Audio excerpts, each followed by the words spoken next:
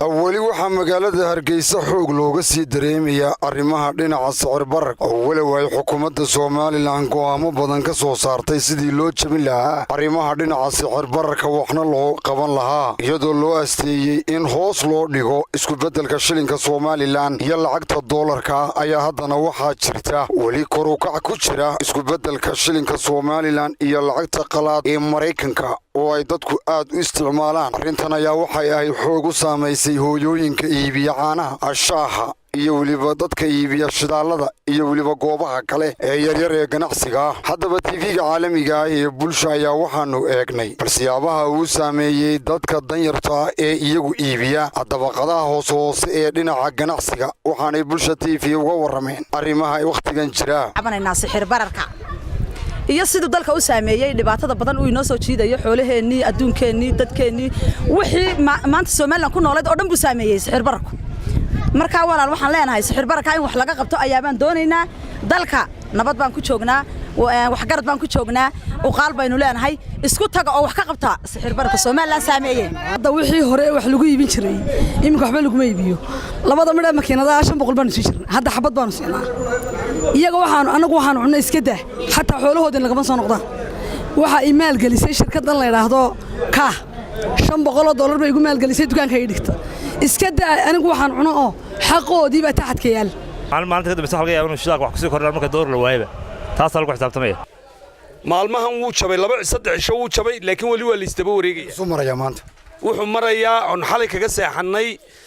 2 milyan iyo 60 iyo milyan iyo 50 marka waxa weeye wali waa la istaba wareegaya cudurkiina lama helin cudurka marka leela caafimaadka leelaya uu fiican sidii ay shirkadda Telesom iyo dawladdu heshiiyeen bangigu soo saaray ay heshiiyeen sarifka marka hoos buu dhacay sidaa uun imka waxa loo baahan yahay doolar in suuqa lagu soo daayo dawladdu doolar soo deysay imka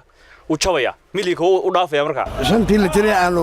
20 ku qaadan jirnay 7 iyo 30 baan laga siiyay marka may kordhay way kordhay aad ay u kordhay waliba soo hadamaad garan maxaa markaad ka sheegi maxaad iga waraysan wadanku waa Allah u sahlee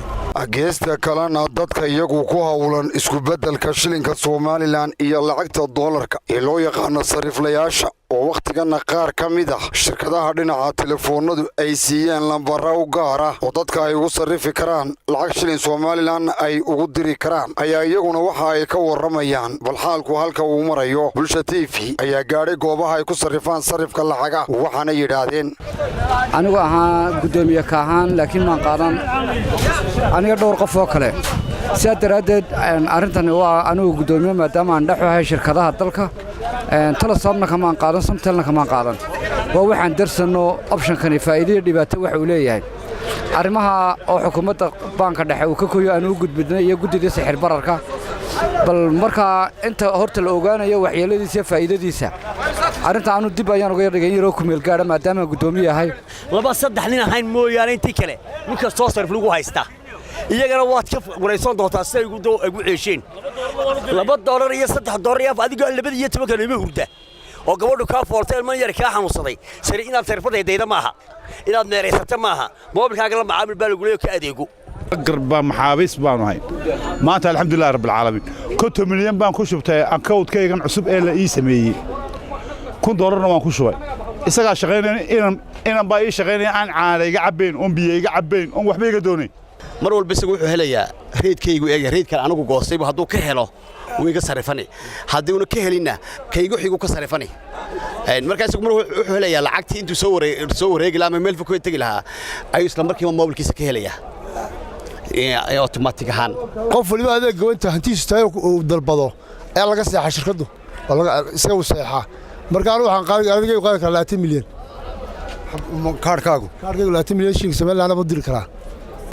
wixii ka yaraa ee saad isku diriyay la xidhay ee la sameeyay in lacagta shilinka iyadoo elektaroon ku jirto dadku isticmaalaan wax lagu iibiyo taasina aad bay iyaduna anaga maca sarif lahaan shaqadeedii aad buu si lama laabtay marka labada shirkadood ee